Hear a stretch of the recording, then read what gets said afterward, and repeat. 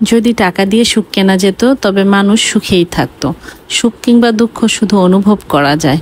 আশেপাশে সবকিছুর প্রতি মুগ্ধতা চেয়ে গেলে আমরা বুঝতে পারি আমরা ভালো আছি। আমার মনে হয় জীবনে কিছু মানুষ থাকুক যারা আমাদের কাছে মায়া ফুলের মতো।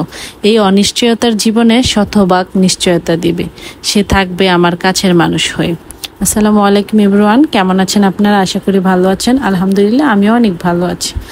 তো আজকে ভিডিওটা শুরু করলাম সকাল থেকে। সকালে আম্মু খুদের ভাত রান্না করেছে, কাঁচামরিচ দিয়ে শুটকি ভর্তা বানিয়েছে। তো এটা খুব মজা করে আমি নাস্তাটা খেয়ে নিলাম। আর নাস্তা খেয়ে সোহার স্কুলে যেতে হবে। অনেক দিন হয় সোহার স্কুলে যাওয়া হয় না, ওর স্কুলে বেতন দিতে হবে।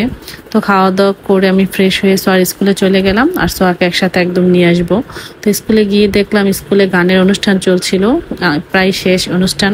তো বাহিরে চলে গেলাম বেলপুরি নেওয়ার জন্য।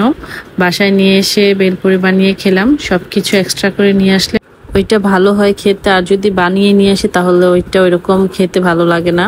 তো আমার ভাইয়ের বউ বলেছিল যে আপু আসার সময় নিয়ে আইসো বেলপুরি, তোর জন্য নিয়ে আসছিলাম আর সবাই একসাথে খেলাম। যাই হোক, এখন দুপুরে রান্নার প্রস্তুতি চলছে। বেগুন ভাজা আর কাঁকড় ভাজা হবে দুপুরে, সাথে আরও কিছু আছে। তো এগুলা হলো লতসিম, আমাদের ছাদের গাছ থেকে আম্মু পেরে নিয়ে আসছে। সবগুলা কিছু কিছু সবাইকে দিবে।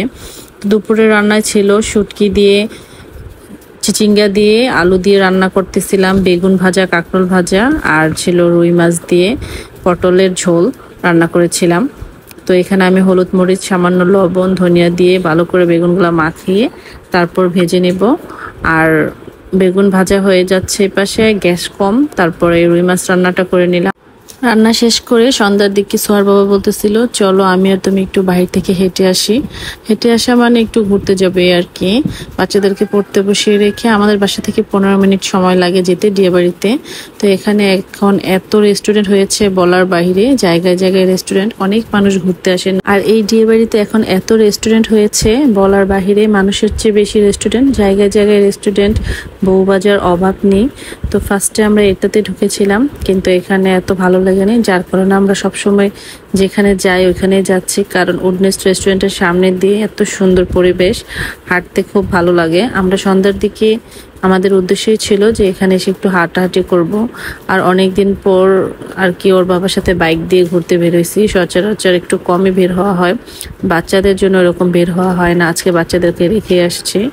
তো এখানে এই উডনেস রেস্টুরেন্টটা কিন্তু খুবই সুন্দর ছিল। তো হালকা পাতলা যেহেতু সন্ধ্যার দিকে নাস্তা করব। ভিডিওর প্রথমে কিছু কথা বলেছিলাম না যে প্রতিটা মানুষের জীবনেই একটা মায়া ফুলের দরকার আছে। একটা ছেলে হোক বা একটা মেয়ে হোক, তাদের লাইফ পার্টনার যদি ভালো হয় তাহলে পৃথিবীতেই স্বর্গের সুখ পাওয়া যায়।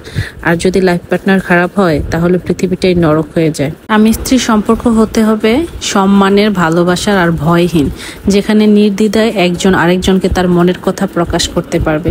সেখানে থাকবে না কোনো ভয়। মানুষের জীবনে টাকা কম থাকুক কিন্তু তার লাইফ পার্টনারটা ভালো থাকুক, তার জীবনের শান্তি নিয়ে আসতে এটাই যথেষ্ট, আর কিছু লাগবে না। এইদিকে আমাদের খাবারও চলে আসছে। যেহেতু সন্ধ্যার খাবার খাবো এই জন্য হালকা পাতলা খাবারই অর্ডার করেছি, গার্লিক মাশরুম আর থাই স্যুপ। আর এখানকার খাবারগুলো কিন্তু খেতে খুব মজা হয়। আর রেস্টুরেন্টও খুব সুন্দর, চারপাশটা একদম নীরব। আর এখানে হাঁটার জন্য অনেক সুন্দর স্পেস আছে আলাদা করে।